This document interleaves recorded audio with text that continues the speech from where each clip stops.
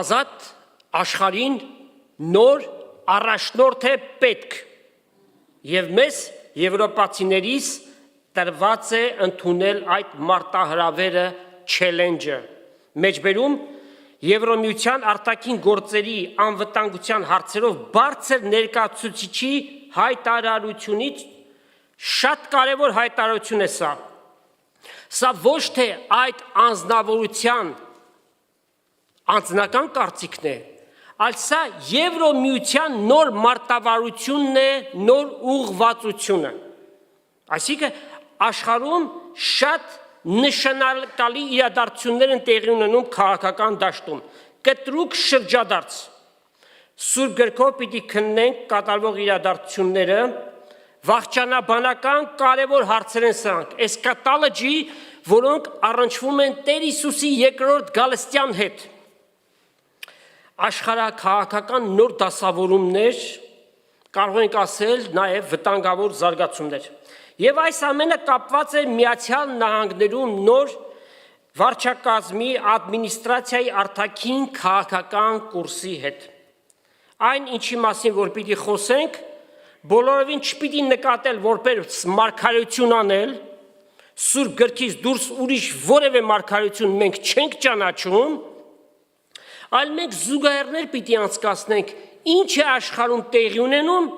եւ ինչ է ասում Աստծո խոսքը այդ առնչությամբ։ Մի քանի րոպե պիտի ծավալվենք այն իրադարձությունների վրա, որ աշխարհում տեղի ունենում, հետո համատությամբ պիտի քննարկենք ըստ Սուրբ գրքի։ Ամերիկայի նոր նախագահի ընտրությամբ վերջ գտավ նախորդ քայլող, բայց մեռած դիակ նախագահը եւ իր վարչախումբը ոչ խոսել գիտեր, ոչ մտածել գիտեր, քայլելն էլ մի կերպ էր եւ նա խաղալիքներ կամ փապետներ ձախակողմյան լիբերալ ուժերի տնտեսական ահավոր ձախողումներ եւ Աստված ողորմեց այս երկրին, որ չշարունակվեց դա, երրորդ աշխարհի երկիր պիտի դառնար Ամերիկան։ Եվ լծված էին նաև Աստծո սահմանած բոլոր բարոյական չափանիշների քանդման։ Արժեքներ այլևս չեր մնացել։ Հասարակության հիմքը որն է։ Ընտանիքը, ընտանիքի վրա ինչպիսի հարված։ Ի սկզբանե Աստված սահմանեց եւ ինքը կազմեց առաջին ընտանիքը, մեկ տղամարդ եւ մեկ կին, բայց նախորդ 4 տարիների ընթացքում բանից պարզվեց, որ 72 սեռեր կան։ Կարող եք երևակայել։ LGBTQ+, ABCDEF, գնացեք, չի լրանում 72 սեռեր։ Նոր ընտրված նախագահը առաջին օրից սկսած, ինչպես խոստացել էր, America First գործադիր հրամանագիրներ, Executive Orders, Ամերիկայում վերահաստատվեց 2 սեռ, իգական եւ արական, ինչպես որ Աստված բարդուն ստեղծել է, նույն բառերը նաեւ ինքը ասաց։ Ցնծացինք չէ այդ որոշման համար։ Հիշում եք այստեղից հայտարարեցի եւ ձեր ինքնաբուխ ծափերը այդ կապակցությամբ, որովհետեւ արդեն դպրոցներում են սկսել փոքր երեխաներին նրանց մտքերը պղտորում են, որ դու տղա ես թե աղջիկ ես, միգուցե դու աղջիկ ես զգում, երեխա է, չգիտի ասում է այո, տեսակ այս երեխան պետք ունի սեռափոխության, transgender պիտի դառնա, այսինքն, սա մի սարսափելի մի բան էր, որ Փառք Աստծո դրանց տիրապետող թագավորություն ասենք ճակերտների մեջ, վերջ գտավ, ինչ հատուկ վերաբերմունք էր նրանց հանդեպ։ Այդպիսիները հասարակության մեջ համարվում են ավելի բարձր, քան նրանք, որ traditional ընտանիքների կողմնակից են։ Եվ պետության կողմից որքան միջոցներ էր տրամադրում այդ սեռափոխությունը կատարելու համար, հորմոնային դարմանումներ պիտի անեն, չէ՞, պետությունը իր վրա էր վերցրել։ Անչափահասը իր սեռը փոխում է, ծնողը տեղյակ չի, ոչ էլ կարող է խառնվել, որովհետև դա երեխայի իրավունքն է։ Նոր վարչակարգը առաջին օրվանից լցվեց պայքար սղաճի, այսինքն ինֆլեյշնի դեմ, որ անցյալ վարչախմբի օրոք սարսափելի բարձունքների էր հասել, այսինքն կարող բացական իմաստով։ Նախկինների կողմից մսխված միլիարդավոր դոլարները հետ բերելու գործին և կարևոր բաներից մեկը անմիջապես փակվեց հարավային սահմանը, որտեղից արդեն տասնյակ միլիոնավոր մարդկանց մասին է խոսքը, հասկանալի է, որ նրանցից շատերը նոր կյանքի, լավ կյանքի համար են գալիս, բայց դրա հետ մեկտեղ հանցագործներ, կրիմինալներ և նաև ահաբեկիչներ, տերորիստներ մտան այս երկիրը և ինչպիսի սպանություններ կատարեցին նրանք, սարսափելի դեպքեր տեղի ունեցան, թմրանյութի հոսք, առանց արգելքի թմրանյութ հարյուրավոր, հազարավոր տոննաներ մտան այս երկիր։ Երբ որ ներկայացուցիչների տան միացյալ ամենամյա ելույթին նոր նախագահ երկու մայրերի օրինակ բերեց, որոնց աղջիկներին գազանաբար սպանել էին դրսից ներխուժած, այսինքն անօրեն հանցագործները, և հետաքրքիր է, այնքան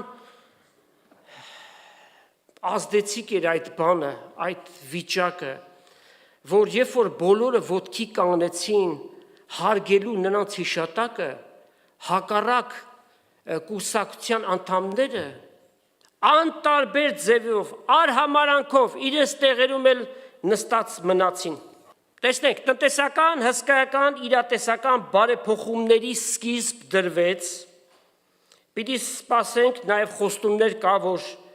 ներքին հսկայական դրական տեղաշարժեր պիտի լինեն, հարկերի կրճատում պիտի լինի, որ տեսնում ենք ինչպիսի չափերի է հասած։ Էներգետիկ անկախություն, բա մի երկիր հսկայական պաշարներ ունենա նավթի ու գազի և ուրիշ երկրներից թանկ արժեքով բերի և իր ժողովրդի վրա այդ բեռը նստի, ուրեմն երկրի համար շատ կարևոր իրադարձություններ են տեղի ունենում, ծրագրված շատ բաներ կան միտված մարդկանց բարեկեցության։ Ուրեմն Ամերիկայի ներսում վարած տնտեսական քաղաքականությունը շատ գովելի է, մանավանդ քրիստոնեական և ընտանեկան արժեքների պահպանման գործում, որ մեզ համար շատ կարևոր մի երևույթ է, մարդը փայլուն բիզնեսմեն է, տնտեսությունից էլ լավ հասկանում է, բայց անշուշտ գիտենք, որ այս աշխարհի մեջ ամեն բան առնելով և տալով չէ, գիտեք, եթե արտաքին քաղաքականության մեջ նման բան կիրառվի, կդառնաս քաղաքական չարչի, այս տամ այս առնեմ, արտաքին քաղաքականության մեջ պետք է ճկունություն, որովհետև Ամերիկան համարվում է աշխարհի ամենահզոր երկիրը, բոլորը իրեն են նայում, իր հետ հաշվի են նստում և Ամերիկան զորավոր լծակներ ունի, դրանում կասկած չկա։ Սակայն տեսնում ենք, որ արտաքին քաղաքականության մեջ զգալի փոփոխություններ կան։ Երբ որ հայտարարվեց, և սա շատ քննադատությամբ ամբողջ աշխարհում ընդունեցին, որ Կանադան պիտի դառնա Ամերիկայի 51-րդ նահանգը, մշտապես Ամերիկայի համար բարեկամ Կանադան դարձավ թշնամի, մեկ օրվա մեջ։ Սկսեցին բոյկոտել ամերիկյան բոլոր ապրանքները, ամեն բաներ, այն աշճանի, որ սպորտային խաղերի ժամանակ, որ մշտապես նրանք հարգանք են ունեցել Ամերիկայի դրոշի և հիմնի հանդեպ, սկսեցին սուլել, նման բան եղած չէ։ Նաև ամբողջ աշխարհում շատ վատ ընդունվեց այն հայտարարությունը, որ Գրինլանդիան պիտի միանա և դառնա Ամերիկայի մի մաս, այսինքն իշխանության տակ գտնվի, ով գիտի, ում է պատկանում Գրենլանդիան հիմա, Դանիայի իշխանության տակ է։ Ինչպես որակեցին նման զարգացումները, այս գործելակերպը որպես զավթողի, ուրիշի ունեցածը խլողի գործելակերպ, որպես որակեցին եւ ասում են, որ դա անհարիր է ժողովրդավար մի երկրին, որտեղ ժողովրդավար երկրները մյուսների անկախությունը եւ սուվերենությունը պիտի պաշտպանեն, բայց այս միտումը համարեցին սխալ։ Ասում են հիմա պարզ է, չէ, թե ինչու է արդարացվում Ռուսաստանի զավթողական պատերազմը Ուկրաինայի դեմ։ Ոչ միայն արդարացվում է, այն նաև վստահության քվե են տալիս դահիճ Պուտինին, դահիճ է ուղղակի, բայց այս անունը արդեն հանեցին, անունը դարձավ Պուտլեր, Պուտին գումարած Հիտլեր դարձավ Պուտլեր, ում Հագայի միջազգային դատարանը հռչակել է պատերազմական հանցագործ, ում սանձազերծած պատերազմի հետևանքով երկու կողմերից էլ, այս թիվը վստահաբար շատ ավելի մեծ է, 800,000 կարող է երևակայել, զոհեր կան, դրանց մեջ երեխաներ, կանայք, ծերեր, երիտասարդ 18-20 տարեկան տղաներ են զոհվում այնտեղ։ Մի անձնավորություն բռնակալ, ով իր քաղաքական հակառակորդներին պատվերով կարող են հենց փողոցում սպանել, կարող են թունավորել եւ հետո բանտում սպանել, կամ ձեռքը կարող է հասնել մինչև Անգլիա, հոր եւ աղջկա այնտեղ սպանել, որովհետեւ նրանք իր հակառակորդներն են։ Իսկ եթե իր հակառակորդը գտնում է ինքնաթիռի մեջ, ինքնաթիռն էլ գցել կտա եւ հոգ չէ, եթե ինքնաթիռի մեջ ասենք տասնյակ կամ հարյուրավոր ուրիշ մարդիկ կան։ Ուրեմն աշխարհի կողմից մերժված մեկին չես կարող վստահության քվե տալ, աշխարհի կողմից մերժված է, բայց հանուն արդարության ասենք, որ երկու հոգու կողմից ընդունված է։ Ովքեր են Բելարուսի բռնապետը եւ Հյուսիսային Կորեայի բռնապետը, երկու հոգիներ միայն։ Մարդասպանին հայտարարեց վստահելի գործընկեր, ով ուրիշի տարածքները գրավելով ուզում է այնտեղ իշխանափոխություն անի, իր դրածոյին դնի, դրանով չի ավարտվելու։ Հերթը պիտի հասնի Մոլդավային, հետը պիտի հասնի Հայաստանին, որպեսզի նյութենական կազմ մտցնի նրանց։ Գիտեք, Սփյուռքում ապրողները շատ այս բանի մեջ խորացած չեն։ Միայն երևույթներն են տեսնում, բայց ճանաչել ռուսական քաղաքականությունը ցարերից սկսած խորհրդային միությունով եւ ներկայիս ինչ է սա իմպերիալիստական ուրիշի ունեցածը խլելու, իրեն ստրկացնելու քաղաքականություն է սա։ Դրանից հետո հերթը կասնի մեծ Բալթյան երկրներին, իր վրեժը պիտի լուծի, չէ, Լեհաստանին, այս իսկ պատճառով Եվրամիության վերջին հայտարարությունը հետևյալն է՝ մի դաշնակից, որի վրա մենք միշտ հույս ենք դրել, վերածվում է սպառնալիքի։ Սա պաշտոնական հայտարարություն է։ Վաշինգտոնը դարձել է Ներոնի պալատը, սա ողբերգություն է աշխարհի համար, նա իր բարեկամ երկրների վրա ավելի շատ տուրք է սահմանել,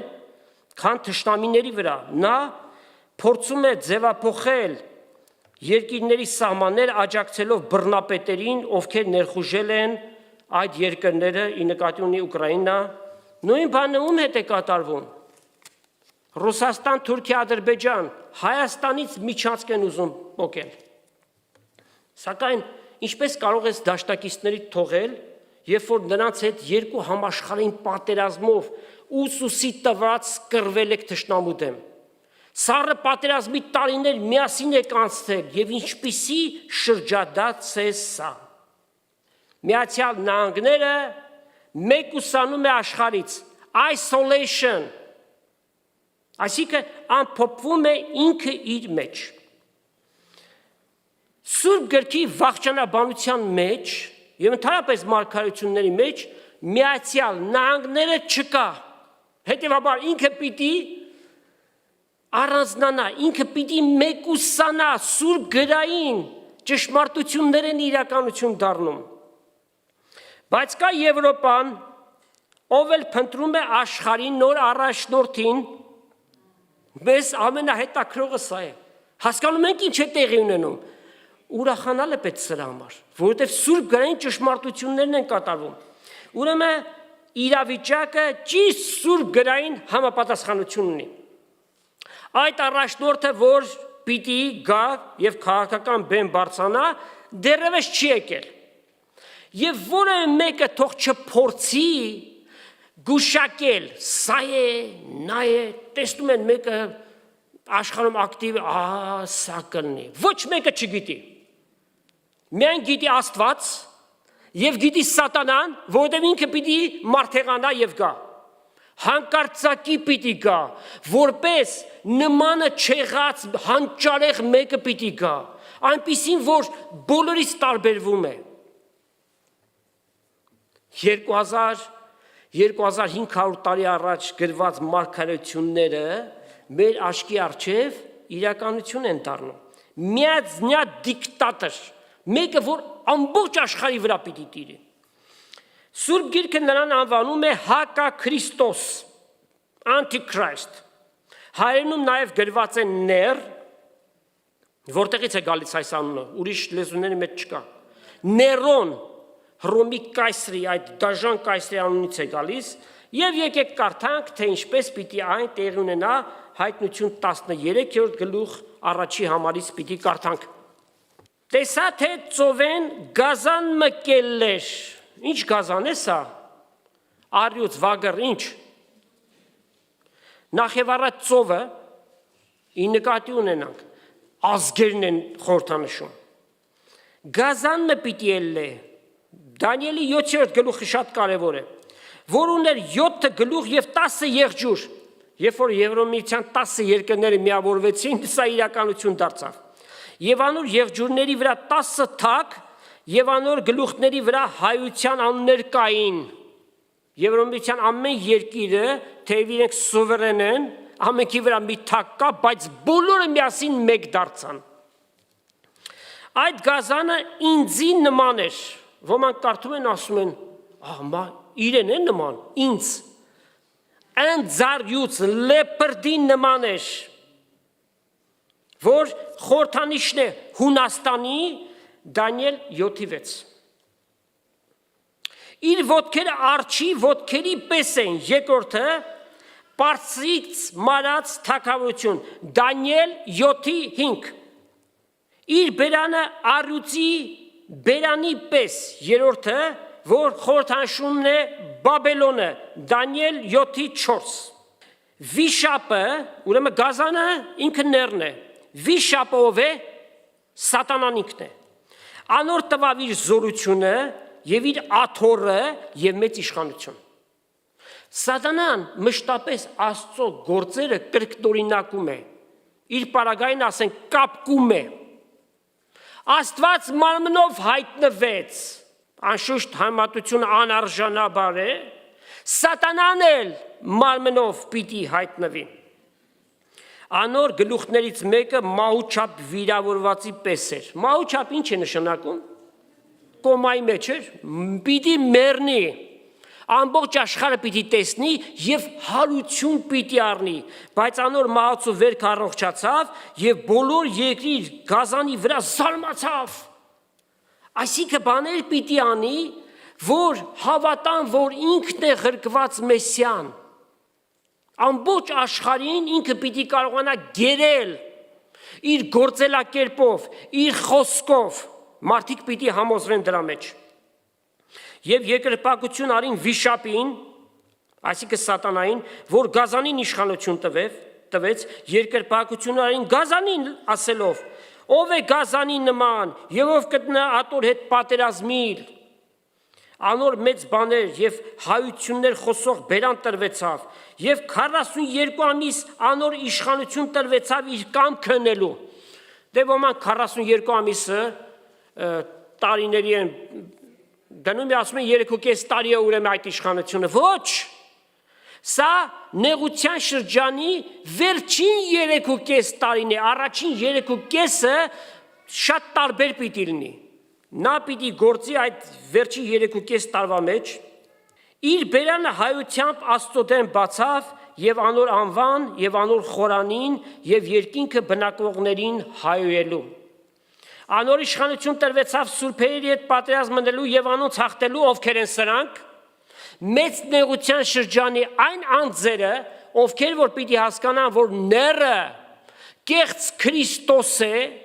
որ սա իրական չէ, պիտի ապստամբեն, կնիքը չպիտի ընդունեն եւ պիտի սպանվեն, Հայտնություն 7-րդ գլուխ 13-14 համարներ։ Պիտի պատերազմի եւ նրանց հաղթի ինչպես սպանելով։ Անոր իշխանություն տրվեցավ բոլոր ցեղերի, ժողովուրդների, լեզուների եւ ազգերի վրա։ Անոր երկրպագություն պիտի ունեն երկրի բոլոր բնակողները, որոնց անունները աշխարհի սկզբից ի վեր կենաց գրքի մեջ գառնուկի գրված չեն։ Նաև 11-ից կարդանք. Ուրիշ գազան մտեսա, սա էլ սուտ մարգարեն է, որ երկրեն կելներ եւ գառնուկի նման երկու եղջյուր ուներ եւ կխոսեր վիշապի պես։ Այսինքն զորությամբ էր խոսում, թե իր արտաքին կերպարանքով նա այդ տպարությունը չէր թողնում։ Առաջին գազանին իշխանությունը կօգտագործեր անոր արչև ու երկիրը եւ անոր բնակիչները կստիպեր, որ երկրպագություն ունեն առաջին գազանին, որու մահացու վերք առողջացավ։ Մեծ նշաններ կներ, միջև անգամ երկնքից կրակ իջեցներ երկրի վրա մարդկանց արչև։ Երկրի վրա բնակողները կմոլորեցներ այն նշաններով, որ իր ձեռքն էր տրված գազանի արչև նելու։ Երկրի բնակիչներին կսվեր, որ պատկեր շինեն այն գազանին, որ սուրով վիրավորված էր եւ առողջացավ։ Այսինքն աշխարհի բոլոր անկյունում էլեկտրոնային բոլոր միջոցները պիտի գործածվի, միևնույն ժամանակ հակաքրիստոսի ներին պաշտելու համար։ Նա ստիպում էր բոլորին, այսինքն պստիկներին, մեծերին, հալուստներին, աղքատներին, ազատներին եւ ծառաներին, որ իրենց այդ ձեռքի կամ իրենց ճակատի վրա դրոշմը ընդունեն, որպեսզի մեկը չկարողանա գնել կամ ծախել, բայց միայն նա, ով ունի դրոշմը կամ գազանի անունը կամ անոր թիվը, Հոսեի իմաստությունը, ով որ միտք ունենա, այդ թիվը 666 է եւ հիմա ոմանք այնպես են բանանում, որ սա արդեն մեծ նեղության շրջան է։ Նայեք, տեսեք, արդեն սկսել են կնիքը դնել։ Միջև ները չգա, միջև համաշխարհային հրաման չտա, այդ ներկայիս դրվող որևէ բան վավերական չէ։ Այն ժամանակ մարդիկ իմանալով ով է, իրենց կամքը պիտի տան, այլապես եթե այդպես է մարդը քնի մեջ է կգան, նշանակը դնեն կգնան։ Իրենց կամքը պիտի տան, երկրպագություն պիտի անեն, այդպիսիներին է, որ երբեք փրկություն այլևս չի լինելու։ Ուրեմն ամբողջ աշխարհը նրան պիտի ենթարկվի, այդ թվում նաև Միացյալ Նահանգները, այնպես որ ոչ մեկը իրեն չի կարող ներկայիս համարել ներկա դարաշրջանի Նաբուգոդոնոսոր, այդպիսի մեկը կար, չէ, Սադամ Հուսեյնը, եւ տեսանք ինչպիսի նվաստացած եւ խայտարակ վախճան ունեցավ։ Խնդրու առարկան կա եւ շարունակվում է հակաքրիստոսի ների անձնավորություն լինելու վրայով եւ այն պնդումները, որ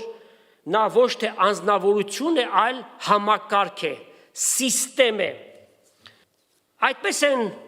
մեկնաբանում բոլոր ծիսական, առասպելական եկեղեցիները,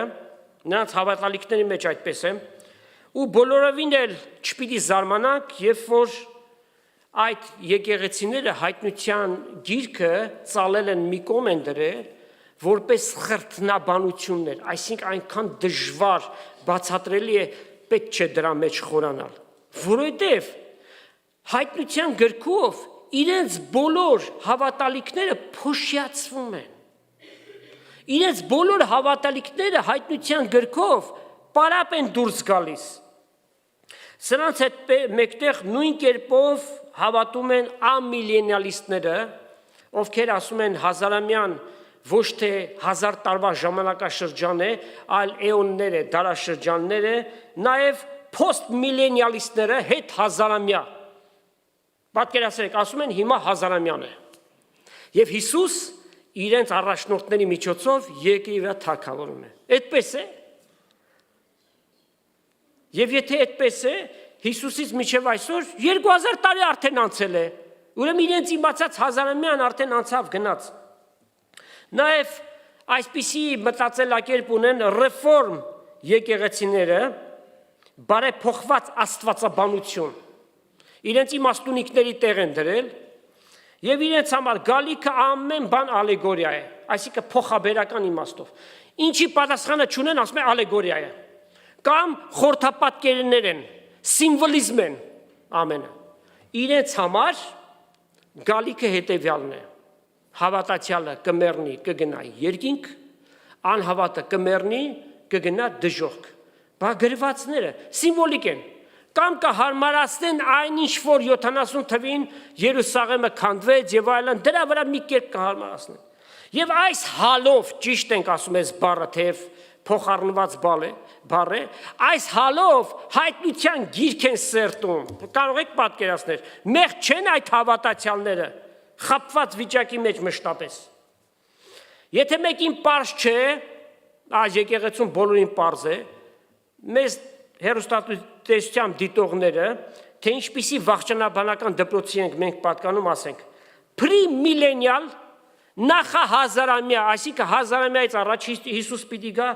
pre-tribulational, նախանեղության շրջան, ոչ թե կեսին, ոչ թե վերջում, այլ նեղության շրջանից առաջ, եւ այդ ամենը ժամանակագրությունը հետևյալն է։ Տեր Հիսուս իր մարմինը կազմող եկեղեցին, որ պիտի դառնա իր հարսը երկնքում, այդ 7 տարվա կոչունքի մեջ, նախքան նեղության շրջանի սկսելը պիտի հափշտակի rapture եւ պիտի տանի երկինք։ 7 տարի գառնուկի հարսանիքը երկնքում։ Երկրի վրա նեղության շրջանը 7 տարվա, առաջի 3.5-ը ները ինքը իրեն պիտի հաստատի։ Ամենակարևորը նրա համար, որ հրեաներին համոզի։ Ինչ պիտի անի? Հրաման պիտի տա, տաճարը պիտի սարքվի։ Եվ տաճարը սարքելու բոլոր քարերը եւ ամեն բան, ինչ որ տաճարի մեջ պիտի դրվի, պատրաստ է։ Քանայական հագուստներ, առաջավորության հացի սեղան, լույսի աշտանակը եւ ամեն բան։ 3 ամսում կարողություն ունեն տաճարը ուրեմն սարքելու, դրանով պիտի համոզումը բերի, որ Քրիստոսը եկել է եւ աշխարհի համար շատ լավ բաներ պիտի լինի։ Տնտեսության աճ, մարդկանց բարգավաճում, խաղաղություն պիտի բերի երկրի վրա,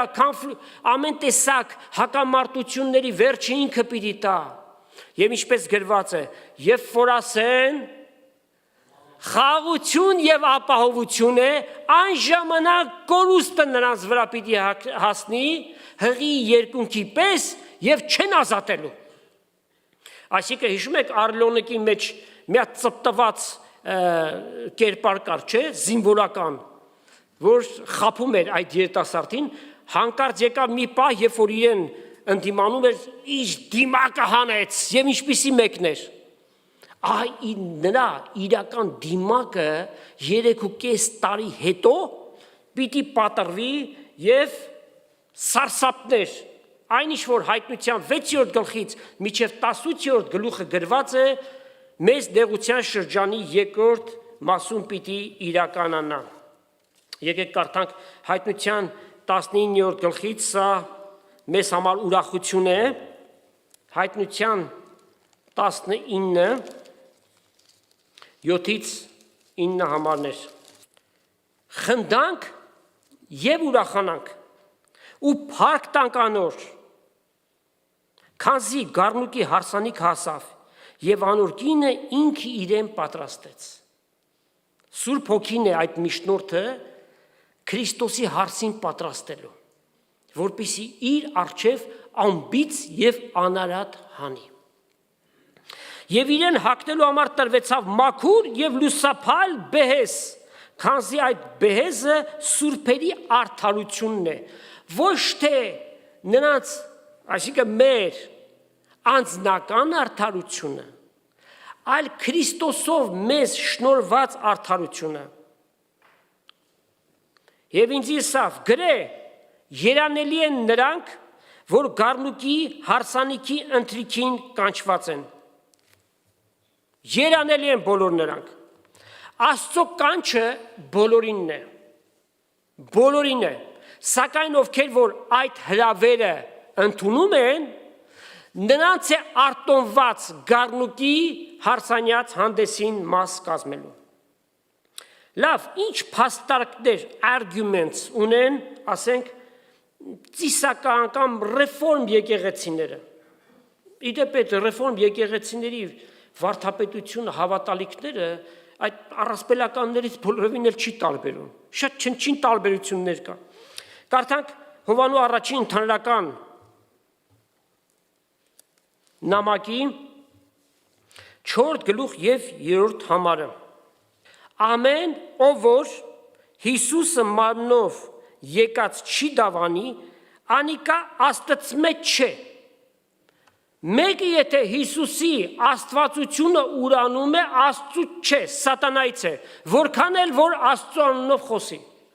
Հիսուս Աստված է մարմնով հայտնված։ Եվ անիկա ների հոգին է, որը համար լսեցինք, թե պիտի գա, եւ արդեն աշխարհի մեջ է, ահա ասում են, տեսնում եք։ Այն ժամանակվանից արդեն աշխարհի մեջ է։ Բայց ոչ թե ները որպես անձնավորություն, այլ իր հոգին, որ սատանայի հոգին է։ Եդեմական պարտեզից մեր նախածնողներին խաբելուց մինչև այսօր այդ հոգին, ների հոգին, խաբեության հոգին գործում է եւ գործում է։ Ուրեմն սխալ հասկանալու պատճառով ների իշխանությունը ներկայացվում է որպես համակարգ, ոչ թե անձնավորություն, որ ինքը իր թագավորությունը պիտի հաստատի։ Եվ նաև Հովանու առաջի ընդհանրական նամակի 2 գլուխ 18 համար։ Որդյակներ, վերջին ժամանակն է, ասում են Հովանես առաքյալը այն ժամանակվա համար գրեց վերջին ժամանակն է։ Բայց երբ որ հունարենով քննում ենք, ոչ թե վերջին ժամանակն է, այլ վերջին դարաշրջանն է։ Եվ ինչ դարաշրջան է սա։ Մարդկային թագավորության, իշխանության դարաշրջանը, որից հետո որը պիտի գա աստվածապետական հազարամյա թագավորության դարաշրջանը։ Եվ ինչպես լսեցինք, ները պիտի գա եւ արդեն շատ ներեր եկած են, ասկեք իմանանք, թե վերջին ժամանակն է։ Շատ ներեր եկած են։ Ովքեր են եղել դրանք։ Արդյոք մեր խոսած ների եղբայրներն են եղել, ովքեր են եղել։ Մեկը, որ Աստծո հոգին չունի, ինքնըստինքյան ների հոգին գործում է իր մեջ։ Բայց պատմության ընթացքում եղել են անձնավորություններ, որոնց մեջ ների հոգին ամբողջական զորությամբ է գործել։ Եթե շատ առաջ չգնանք, հռոմեացի բոլոր կայսերները, սրանք ամեն մեկը իրենց աստվածներ են կարծել, եւ մարդիկ որպես աստված պաշտել են, կատարյալ իշխանություն են ունեցել։ Իրենց ասած ամեն մեկ խոսքը իբրև թե Աստծո խոսք է ընդունվել։ Ուրեմն հռոմեացի բոլոր կայսերները, Սուլթան Համիդը, երիտթ թուրքերը մեր ազգի դեմ ցեղասպանություն են գործել։ Սա ինչ հոգի է եղել։ Ների հոգին է եղել, սատանայի։ Հիտլերը վստահաբար ծծումբով այրված այդ լճի կենտրոնում սատանայի հետ փաթաթված կլինի։ Եվ շատեր Ստալինը միլիոնավոր մարդկանց ուղարկեց Սիբիրները որպես հակառակորդներ եւ նրանց սպանել տվեց։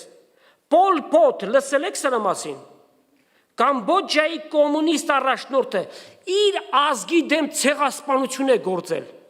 Մարդ էլ իր ազգին կսպանի 2 միլիոն եւ ավելի։ Պուտլերը, փոքրիկ գաջաճներիկը, Կրեմլովսկի կարլիկ, այդպես են ասում իրեն, բունկերներում մշտապես թաքնված է։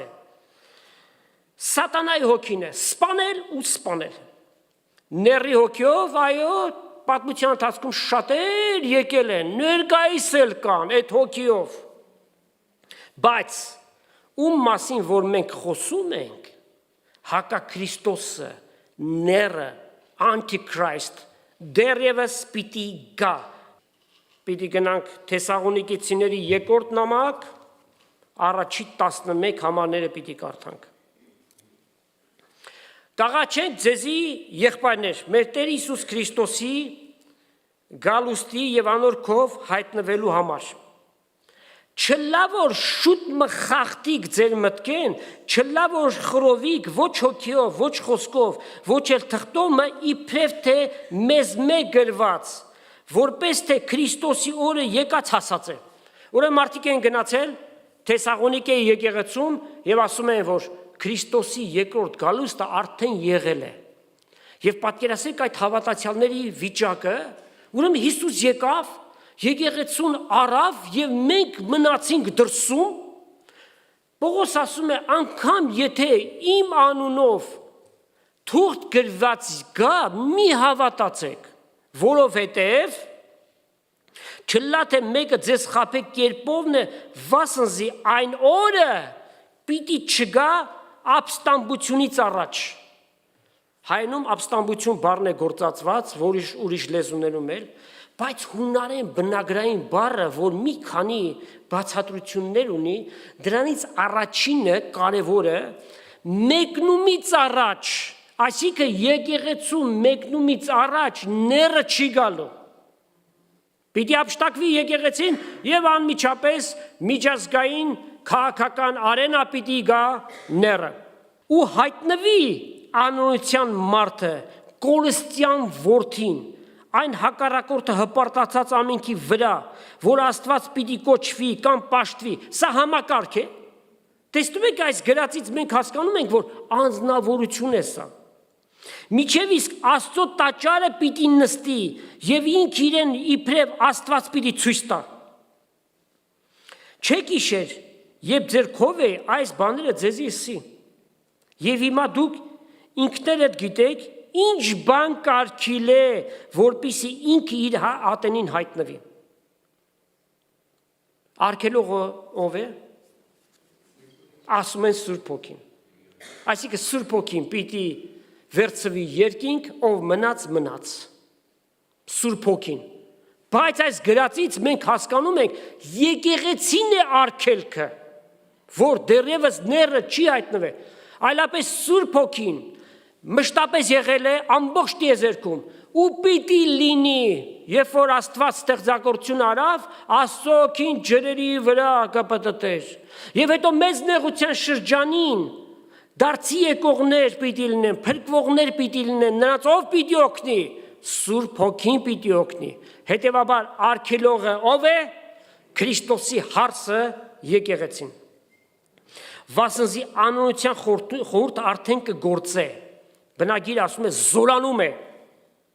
բայց նա որ հիմա կարգել է, պիտի արգել է, միջև ինքը մեջտեղից վերանա։ Ու ետքը պիտի հայտնվի այդ անօրենը, որ Տեր Հիսուսից բերանի շունչով պիտի սպառե եւ իր գալուստի հայտնությամբ պիտի կորցնե ներին եւ սուտ մարգարեին, նախ առաջինը պիտի ուղարկի ծծումբով այրված կրակի լիճը։ Անօրենի գալը սատանայի ազդեցությունով է, բոլոր զորությունով, նշաններով, սուտ հրաշքներով եւ կորսվածների վրա անիրավության բոլոր խաբեությունով։ Քանի որ մարդիկ այն ժամանակ եւ հիմա էլ ճշմարտության սերը չընդունեցին եւ այդ սերը Քրիստոսի սերն է, որովհետեւ Հիսուս է ճշմարտությունը, եթե ընդունեն կփրկվեն։ Սրա համար Աստված էլ պիտի ղրկե անոնց զորավոր կամ գրված է ուժով մոլորություն, որ սատության հավատան։ Այսինքն սուտ ասած մի խոսքի Ները, որ սատանայի որդին է, ինքը որպես անձնավորություն ստությունն է։ Ինչպես որ Հիսուս ճշմարտությունն է, ները ստությունն է։ Որպեսզի դատապարտվին ամեն նրանք, որ չհավատացին ճշմարտության, այլ անօրության հոժարեցան։ Այստեղ ինչ ենք մենք տեսնում։ Ազատ կամք։ Չհավատացին, բայց հոժարեցան անօրության։ Հիսուս թույլ չի տա, որ ները իշխի իր հարցի վրա,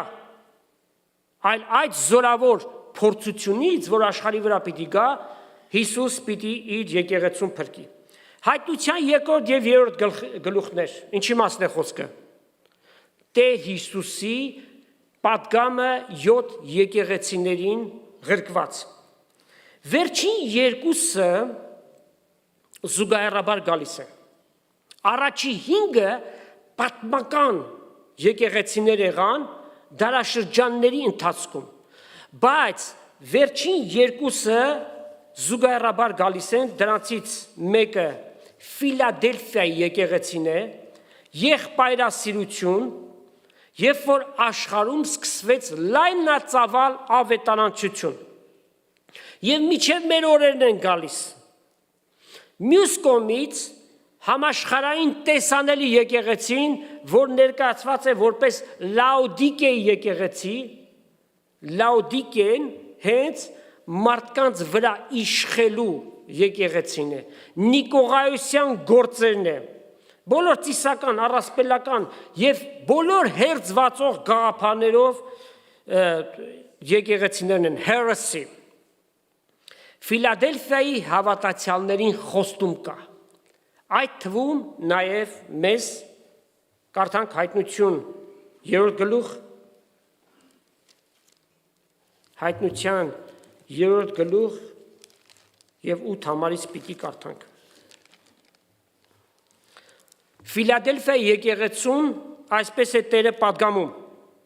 Գիտեմ քո գործերդ, ահա քո առջևդ բացված դուռը դրի, որ մեկը չի կրնար գոցել, այսինքն փակել։ Ինչ դուռ է սա։ Ավետարանչության, միսիոներական շարժումը, աշխարհի բոլոր ծայրերը գնացին, այլակրոն երկրներում։ Հսկայական գործ արավ Տերը նմանների միջոցով Աստված նրանց օրհնի։ Վասնզի դու քիչ կարողություն ունես։ Այսինքն քաղաքական լծակներ չունես։ Չունես այնպիսի նյութական միջոցներ, ինչպես որ օրինակ Լաոդիկեի եկեղեցում համար գրված է, չէ՞, հսկայական կալվածներ, հա։ Երբ որ անգամ գործածում են ոսկյա գավազաններ, որի արժեքով հազարավոր աղքատ ընտանիքների կարող են կերակրել։ Հիսուսի ձեռքիները այդպիսի գավազան, թե առաքյալների, մի հատ փետ վերցրած այդ փոշոտ փողոցները, փողոց էլ չէին դրանք։ Տեսնում ենք, քիչ կարողություն ունես, բայց ինչ է ասում,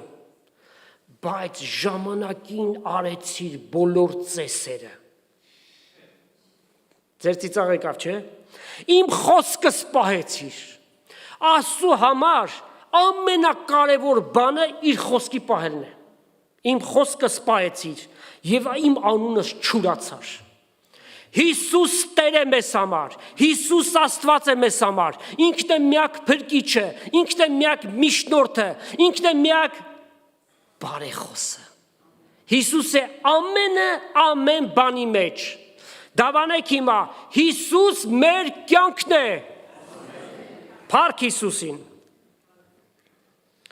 Ահա ես քեզ կտամ սատանայի ժողովքից ոմանց, որոնք կսեն, թե իրենք հրյա են, բայց չեն, հապա սուտ կսեն։ Լսել եք, չէ՞, նոր Իսրայել հասկացողությունը։ Այսինքն իրենք նոր հրյաներ են։ Հինը Իսրայելը մերժվեց, կտրվեց,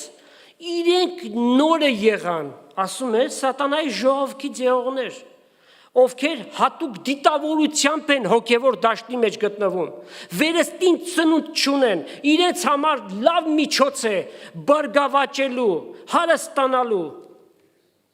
Պիտի ստիպեմ զանոնք, որ գան եւ երկրպագություն ունեն քո ոտքերիդ առջև եւ գիտնան, թե ես քեզ սիրեցի։ Եվ այս համարը, որովհետեւ իմ համբերության խոսքս պահեցիր, համբերելով, հարատևելով սպասենք այն երջանիկ հույսին, մեր փրկիչ Աստծու Հիսուս Քրիստոսի փառքի հայտնվելուն։ Ես էլ քեզ պիտի պահեմ փորձության ժամանակ։ Ինչ փորձություն է։ Կենցաղային սովորական փորձությունները ոչ։ Ների կողմից բերված այդ սարսափները, որ պիտի գա երկրի վրա, խոստում կա, որ ես քեզ պիտի պահեմ, այսինքն վեր պիտի վերցվեք հափշտակությամբ եւ նեռը ձեր վրա իշխանություն պիտի չունենա, որ պատրաստ է գալու բոլոր աշխարհի վրա երկրի երեսը բնակողներին փորձելու համար։ Տեսնում եք, հիմա մենք որ եկեղեցու դարաշրջանն ենք պատկանում, Ֆիլադելֆիայի եղբայրասիրություն, որ զուգահեռաբար միջև այսօր գալիս է, որ երևացող եկեղեցին Լաուդիկեան, աշխարհում նաև քաղաքական լծակներ ունի, աշխարհի թագավորների, նախագահների հետ տալիս առնում են եւ բայց Ֆիլադելֆիայի եկեղեցին անտեսանելի է, աշխարհի համար անտեսանելի է։ Դանիելի մարգարեությունը եւս մեզ առատ տեղեկություններ է տալիս գալիք համաշխարհային տիրակալի բռնակալի մասին։ Եվ նաև ժամանակաշրջան է հստակեցնում եւ հայտնության եւ Դանիելի գրքերը ամբողջացնում են գալիք իրադարձությունները։ Չլներ Դանիելի մարգարեությունը միայն հայտնության գիրքը մեզ համար բավականին անհասկանալի բաներ պիտի լինեն, սակայն Դանիելի մարգարեությամբ այս բոլորը վերծանվում են եւ մեր աչքի առջև հրաշալի պատկերը տեսնում ենք։ Ուրեմն Դանիելի մարգարեություն 9-րդ գլուխ եւ 27 համար կարդանք։ Յոթնյակը շատերու հետ ուխտ պիտի հաստատե։ Այսինչ յոթնյակ է 7 տարի։ Հետևաբար նրանք ովքեր ասում են 3.5 տարի է, այս համարով ջախջախվում են իրենց հավատալիքները անշուշտ։ Դանիելը խոսեց 77-նյակի մասին, 62 յոթնյակ, 7 յոթնյակ, որոնց մասին քարոզախոսություն ունենք, եթե հետաքրված եք լսեք, եւ վերջին 1 յոթնյակն է մնացել, որն է դա, այս վերջինը, վերջին յոթնյակը, ուրեմն ները պիտի գա եւ ամբողջ աշխարհի հետ պիտի հաստատի, ուրեմն ուխտը պիտի հաստատի, այսինքն ինքը տիրակալ է եւ նրանք իրեն պիտի ծառայեն եւ յոթնյակի մեջտեղը միջև այդ ամեն բան լավ պիտի լինի, տաճարը սարքված է, զոհերը լինում են, հրյաները գոհեն, հրյաները եթե գոհեն աշխարհը լավ է, հա, հրյաները գոհեն, մեջտեղում զոհն ու պատարակը պիտի դադարեցնի եւ պիտի անարգի տաճարը, ոմանց կարծիք այնտեղ որ խոս պիտի մորթի այնտեղ ու ավերողը պղծության տաճարի վրա պիտի կենա, այսինքն այդ տաճարի մեջ պիտի լինի, միջև որ ավերվածի վրա նախասամանյալ կորուստը թափվի։ Ուրեմն այստեղ էլ ժամանակագրական վերլուծությունը կար, 7 տարի պիտի լինի, 3.5 տարվա մեջ, վերջի 3.5-ը սարսափելի ժամանակներ երկրի վրա։ Մեկ անգամ եւս հայտնության 6-րդ գլխից միջև 18-րդ գլուխը գրված ամեն մի իրադարձություն բացառապես պիտի տեղի ունենա մեծ նեղության շրջանին։ Այսօր լսում եք, չէ, տեղից ելնում են, մանավանդ հեզաբելներին է վերաբերում սա, հայտնության գրքից մի սկավառակի մասին կարդացել է, եթե միտեղ մի երկաշարժ եղավ, ջրեղեղ ասում է սկավառակ ընկավ։ Մեծ նեղության շրջանին պիտի տեղ ունենա, ինչ նկատի ունենանք, երբ որ աշխարհի բնակիչների 1/3-ը ների կողմից սպանվեն, հայտնություն 8-րդ գլուխ եւ 11 համար։ Եվ հրյաների 2/3-ը պիտի սպանվեն։ Զաքարիա 13-րդ գլուխ եւ 8 համար։ Անշուշտ պիտի փորձի հրյաների բոլորին սպանի, սակայն չպիտի հաջողի, որովհետեւ Աստված խոսում է այն մնացորդի մասին, որոնք են կազմելու իրական Իսրայելը, ոչ թե ներկայիս։ Մեծամասնությունը անհավատ են, կամ Հիսուսին մերժած են։ Ինչպես պիտի ազատվեն այդ 1/3-ը Դանիել 12-ի առաջի համարը։ Այն ժամանակ Միքայել մեծ իշխանը պիտի ելլե, որ քու ժողովրդիդ որդուների վրա կենա։ Այսինքն Միքայել հրեշտակապետը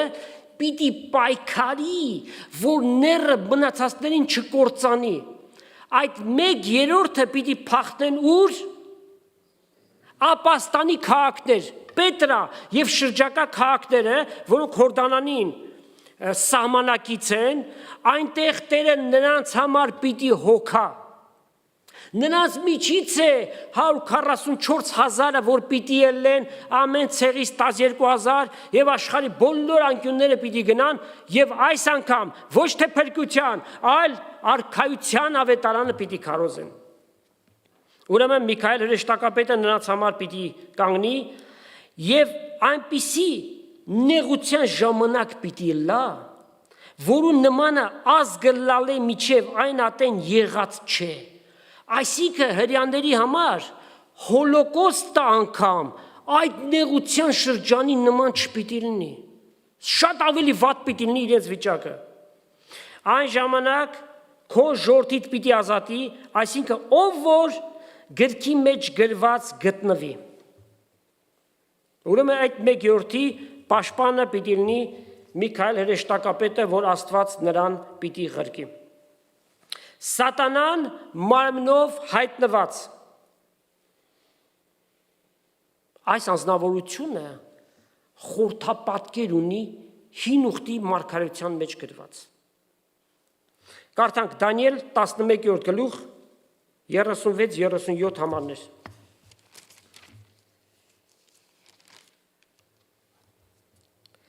Այն թագավորը, ով է, գրեք, Անտիոքոս Եփիֆանես։ Եփիֆանես նշանակում է God manifested, Աստված հռչակված կամ հայտնված։ Պիտի ելե, իր ուզածը պիտի ինե, բոլոր աստվածներից ինքը իրեն վեր պիտի բարձրացնի եւ պիտի մեծնե եւ աստվածների Աստծու դեմ սոսկալի բաներ պիտի խոսի Տեր Հիսուսի հասցեին եւ հաջողություն պիտի գտնե, որովհետեւ մարդկանց կողմից ընդունելություն պիտի գտնի, միջև որ բարկությունը կատարվի, քանսի նախասահմանվածը պիտի գործադրվի։ Նա իր հայրերի աստվածների մասին պիտի չմտածե, որ ազգից պիտի գա, հրյա պիտի լինի։ Այսինքն իր հայրերի Աստծու մասին չպիտի մտածե, բանի տեղ պիտի չդնի, ոչ էլ կանանց ցանկությունների մասին, ու որևէ Աստված պիտի անտեսե, քանզի ինքը իրեն